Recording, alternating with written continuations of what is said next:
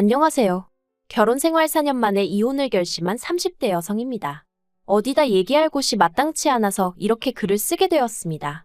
망신스러운 이야기라서 주변엔 차마 못하겠고, 그렇다고 친정 부모님께 하자니 걱정하실 게 뻔해서 못하겠더라고요. 하지만 그저 끙끙 혼자 앓자니 이러다간 정신이 어떻게 돼버릴 것 같아서요. 정말이지 결혼 전에는 이런 사람일 줄은 생각도 못했는데 도대체 어디서부터 꼬여버린 건지 모르겠어요. 남편하고는 가게 사장하고 아르바이트생으로 만났습니다. 어디서부터 이야기를 해야 하나 싶은데 제가 대학을 안 나왔어요. 그게 제가 못난 탓도 있었겠지만 일단 저희 부모님이 저를 뒷바라지해 주실 만한 여력이 없으셨거든요. 게다가 지금은 돌아가셨지만 몇 년 전까지 할머니가 살아계셨는데 여기저기 많이 아프셨어요. 그런데 저희 부모님이 그런 할머니를 외면하지 못하셔서 병원비로도 돈이 많이 나갔죠. 아무튼 그래서 솔직히 제가 공부에 얼마나 열정이 있었다면 모르겠지만 딱히 그런 것도 아니었고, 그렇다 보니 무턱대고 남들이 다 가니 나도 보내달라며 대학 가겠다는 고집을 부리지 못했습니다. 자포자기를 했달까요? 그런데 그러고 나니까 점점 시간이 갈수록 학벌에 대한 컴플렉스도 느껴지고, 그러다 보니 한 곳에 정착을 못하고 어디 사무실 같은 데로 출퇴근도 하다가 또 관두고 아르바이트도 하다가 그렇게 철새처럼 여기저기 옮겨 다니게 되대요. 그러다 한 번은 주점에서 아르바이트를 하게 되었는데 남편이 거기 사장이었던 거고요. 남편은 저보다 10살이 많았는데 그래서 그런가 대화를 나눠보면 생각이 깊은 것도 같았고, 또 저에게 이래라 저래라 지금 생각해보면 쓸데없는 잔소리였는데 그게 그때는 얼마나 피가 되고 살이 되는 조언처럼 들리던지 말이에요. 아무튼 그래서 그런 남편에게 저는 조금씩 호감을 갖게 되었고, 남편은 그런 제 마음을 눈치챘던 건진 모르겠지만 남편도 남편대로 저한테 무척 잘해주었답니다. 그래서 남편이 저에게 제대로 사귀자 한 적은 없었지만 조금씩 사이가 가까워져 이내 연인처럼 되었고 2년 만에 결혼까지 하게 되었죠. 신혼집은 방 2개에 반지하였는데 저는 솔직히 그것만으로도 고마웠어요. 그래도 남편 말로는 그 집이 1억이 넘는 집이라고 했는데 저는 들고 간 돈이 2천밖에 안 되었거든요. 남편이 요새는 다 반반 결혼하는데 그래도 자기나 되니까 이 정도 해오는 거라대요. 지금 생각해보면 그것도 어이가 없죠. 10살이나 많으니 솔직히 당연한 거 아니었나 싶기도 하거든요. 그런데 그때는 그냥 제가 여러 가지로 사는 게 힘들었던 모양이에요. 그래서 남편이 좀 유세를 부리고 생색을 내도 그러려니 했고, 그저 하루빨리 제 가정을 꾸려 심적으로 여유 있는 삶을 찾고 싶었죠. 그래서 제 나름대로 어떻게든 좋은 점만 보고 좋은 쪽으로만 생각하려고 했던 것 같기도 해요. 그런데 결혼한 지 1년 만에 아이를 갖고 아이가 태어날 때쯤 되니까 더는 여기서 못 살겠다 싶대요. 저나 남편이야 어른이니까 그럭저럭 적응하고 살았다 치지만 애가 앞으로 여길 기어다니며 지낼 거라 생각하니 눈앞이 깜깜했거든요. 그래서 남편에게 이사를 가자고 했어요. 그랬더니 남편이 저더러 어디 돈 맡겨놓은 거라도 있냐면서 쓸데없는 소리 하지 말라나요. 맞아요. 저희 남편은 이사 가고 싶은 생각이 아예 없었어요. 가게를 넓히면 넓혔지. 집에서 자기가 있으면 몇 시간이나 있는다고 이사를 가야 되냐? 왜 자기가 쓸데없이 돈을 써야 하냐? 애가 태어나고 나면 저랑 애는 하루 종일 집에만 있어야 하는데 그건 남편한테 알 바가 아닌가 보더라고요. 그래서 돈이 문제냐 그러면 내가 이 집 보증금 내에서 알아보겠다 하고 만삭의 몸으로 집을 알아보러 다니기 시작했습니다. 그래도 저희 남편 정말 눈 하나 깜짝 안 하대요. 그런데 사람이 정말 죽으라는 법은 없는지 그렇게 발품 팔기를 2주 예산하고 정말 꼭 맞아떨어지는 집 하나를 찾았어요. 비록 동남향이긴 했지만 그래도 살고 있던 반지하에 비하면 해도 잘 들고 집주인이 계획에 없던 이사를 하게 되면서 전세로 내놓은 집이라 그런가. 집도 싹 고쳐져서 너무 깨끗하고 좋더라고요. 그래서 그 집으로 이사를 가자고 정말 남편에게 사정사정을 했습니다. 솔직히 거의 빌다시피 한 것 같아요. 당신은 아무것도 신경 쓰지 않아도 된다. 처음부터 끝까지 내가 다 하겠다 그렇게요. 그런데 계약 당일 부동산에서 남편이 어찌나 저를 망신을 줬는지 몰라요. 솔직히 지금도 제가 그때 뭘 얼마나 잘못했고 무슨 실수를 했던 건지 모르겠지만 남편이 집주인이랑 중개인이 있는데도 만삭인 저에게 얼마나 윽박지르던지 제가 그냥 무조건 미안하다고 남편에게 사과하고 남편을 달래고 그랬어요. 그런데 그 꼴이 얼마나 보기 그랬으면 오죽하면 집주인이 남편더러 아내가 무슨 죄라도 지었냐고 너무한 거 아니냐고 대놓고 한 소리 할 정도였다니까요. 그래도 오로지 태어날 아이를 좀 더 좋은 환경에서 키워보겠다는 욕심 하나로 제 자존심을 접었습니다. 하지만 이게 다가 아니었습니다. 결혼할 때만 하더라도 경제권을 저에게 넘겨주겠다던 남편은 식을 올리고 살림을 합치기가 무섭게 어쨌든 가게 장사도 해야 하고 이런저런 이유로 경제권은 못 넘겨줄 것 같다 하대요. 그런데 거기서 그치지 않고 남편이 덧붙이기를 어차피 저는 일이라고 해봤자 살림이나 하고 애나 보고 어쩌다 가게 나와서 일이나 돕는 게 전부 아니냐면서 그런데 무슨 돈이 필요하겠냐고. 그러니까 앞으로 한 달 생활비로 50만 원에 그래도 생각해준다는 식으로 제 용돈으로 20만 원을 주겠다더군요. 그런데 아무리 이게 몇 년 전 이야기라고 해도 50만 원은 세 식구 살림을 꾸려나가는데 충분한 액수가 아니었어요.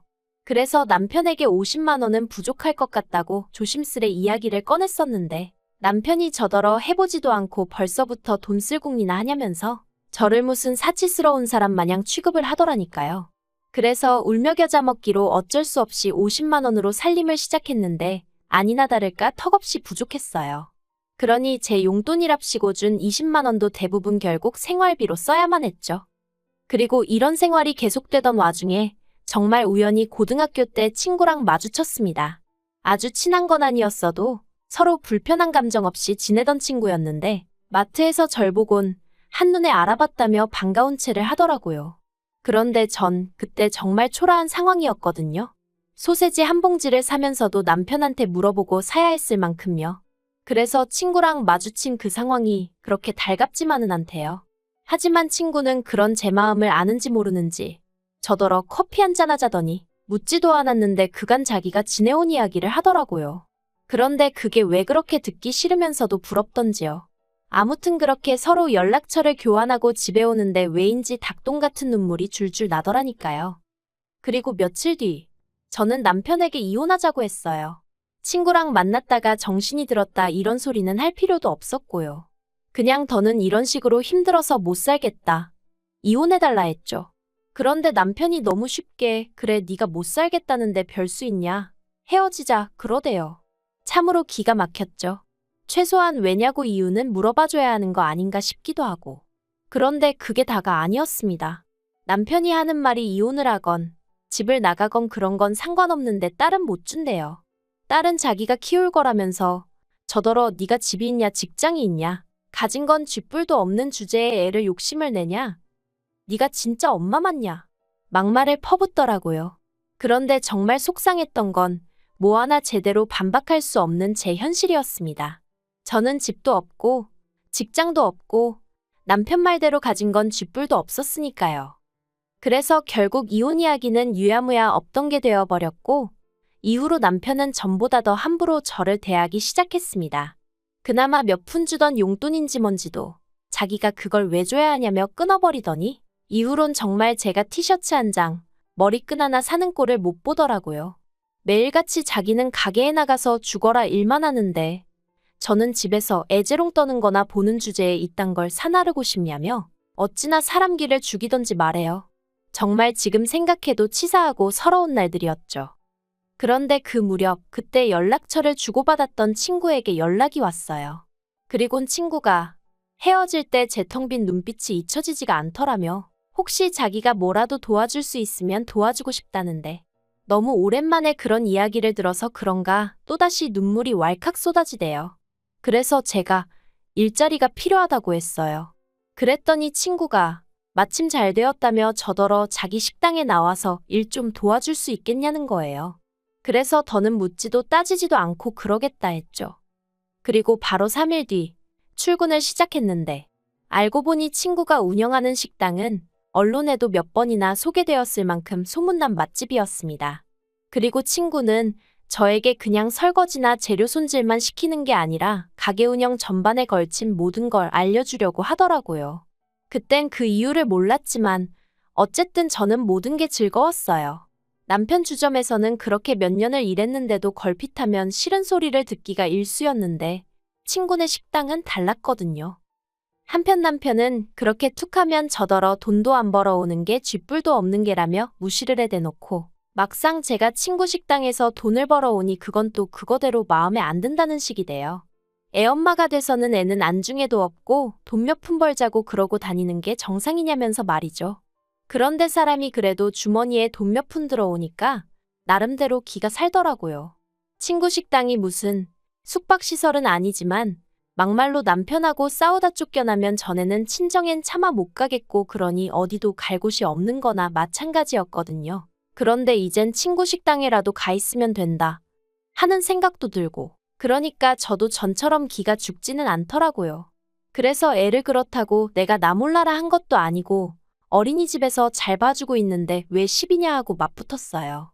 그랬더니 남편은 그 어린애를 어린이집에 맡겨놓고 마음이 편하냐며 또다시 제 심기를 건드렸고 그래서 저도 그러면 돈 더 벌어다 주라고 그럼 나도 일 안 하고 애만 보면 되니 얼마나 좋겠냐고 받아쳤죠. 그리고 그렇게 1년의 시간이 흘러 지난 5월이었습니다. 친구가 저에게 기니할 이야기가 있다더니 자기가 유학을 간다대요. 사람들이야 자기더러 성공했다 하지만 자긴 사실 프랑스에 가서 정식으로 요리를 배워보고 싶은 꿈이 있었다면서 그래도 돈 좀 벌어둔 덕분에 이제는 꿈을 쫓아볼까 한다더니 저더러 식당을 맡아달라는 게 아니겠어요. 생각지도 못한 제안에 정말 놀랐고 어째서인지 심장이 벌렁벌렁 뛰기 시작했습니다. 드디어 제 인생에서 저를 정말 진심으로 이해해주고 걱정해주는 친구를 찾았다는 사실이 얼마나 기뻤는데 그런 친구가 저 먼 곳으로 유학을 가겠다니 그것도 충격이었고 동시에 갑자기 저더러 이 식당을 맡으라 하니 걱정도 되면서 동시에 뭔가 제 가슴속에서 불꽃이 있는 듯 했달까요. 친구는 이 식당이 이래봬도 보증금도 많이 묶여있다면서 그 보증금은 자기한테 천천히 갚아줘야 한다고 그리고 월세도 이제 제 힘으로 장사해서 내야 하는 거라고 하더니 이거 공짜로 주는 거 아냐 너한테 강제로 넘기는 거야 하는데 솔직히 친구 속마음이 어떤 건지 눈치챘기에 저는 또다시 눈물을 흘릴 수밖에 없었네요. 그런데 한편 그 무렵 남편 가게는 하향세를 타고 있었어요. 솔직히 저랑 같이 일할 때도 장사가 얼마나 잘 되던 곳은 아니었는데 그래도 그때는 나름대로 흔치 않은 컨셉 덕분에 손님이 끊이진 않았거든요. 하지만 다른 곳들은 계속해서 변화를 추구하는 반면 남편은 그런 데는 관심이 없고 오로지 눈 가리고 아웅식으로 손님들한테 1, 2천 원이라도 더 받아대는데 혈안이 되어 있었으니 솔직히 안 망하고 버티고 있는 게 용하다 싶었는데 아니나 다를까 올해 들어서 하락세가 점점 더 심해지더니 권리금은 고사하고 폐업하는데도 돈이 드는데 그 돈이나 건지고 정리하겠나 싶을 정도로 고꾸라지대요. 그리고 저도 알고 보니 야가 빠진 구석이 있었나 봐요. 남편은 망해가는데 저는 사정이 나아진다 싶으니까 이번엔 결단코 이혼을 해야겠다는 생각이 들더라고요. 그래서 남편에게 다시 한번 이혼 이야기를 꺼냈습니다. 이번에도 남편 반응은 이전과 별반 다르지 않았어요. 식당에서 아르바이트 좀 한다고 그 돈으로 애 키우면서 먹고 살만할 것 같냐면서 이혼하려면 네 몸만 나가라 대신 애는 두고 가라. 또 그 소리를 하대요. 그래서 알겠다고 했습니다. 애는 당신이 잘 키워주라고 잘 부탁한다고 그리곤 보란듯이 남편 앞에서 주섬주섬 제 짐을 챙겼죠. 다만 몸만 나갈 생각은 없고 재산은 어쨌든 나도 일조한 부분이 있으니 법대로 따져보겠다 했어요. 막말로 외벌이라곤 해도 저도 집안이라고 애 키운 공이 있는데 누구 좋으라고 몸만 나가겠냐고요. 그런데 남편 입장에선 제가 갑자기 세게 나가니까 좀 놀랬던 모양인지 갑자기 무슨 이혼이냐면서 이혼이 애들 장난이냐 어쩌냐 헛소리를 하더니 절 붙잡더라고요. 참 아이러니하죠. 잡아주길 바랄 땐 쳐다도 안 보더니. 그리고 결국 저는 남편에게 이혼 소송을 걸었습니다. 사는 동안에도 여러 가지로 찌질한 모습만 보여주더니 이혼 하나라도 시원스레 좀 해주면 덧나냐니까 자기는 저 없인 못 산다는 헛소리를 해대며 놔주려고를 안 하더라고요.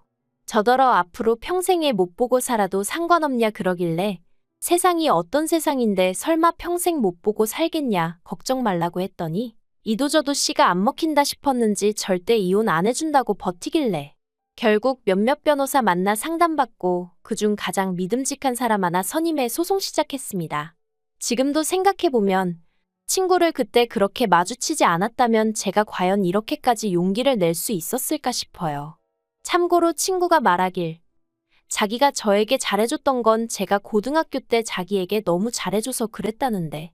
솔직히 전 잘 기억도 나질 않는데 아무튼 이래서 항상 주변 사람들에게 잘하고 살아야 하나 싶어요. 이번 일을 계기로 앞으로 더욱이 제 곁에 있어준 사람들에게 하나라도 더 베풀고 말 한마디 더 따뜻하게 해야겠다는 생각도 들고요. 이혼이란 게 사실 남편 말처럼 애들 장난도 아니고 이 일로 우리 애도 결국 상처를 받게 되겠지만 그래도 이번 기회로 저도 좀 더 당당한 제 자신을 되찾고 싶고 아이에게도 닮고 싶은 엄마가 되어주고 싶습니다. 시간은 좀 걸리겠지만 그래도 노력해보려고요. 더는 다른 사람이 저를 쥐고 흔들게끔 자포자기하지 않을 거예요.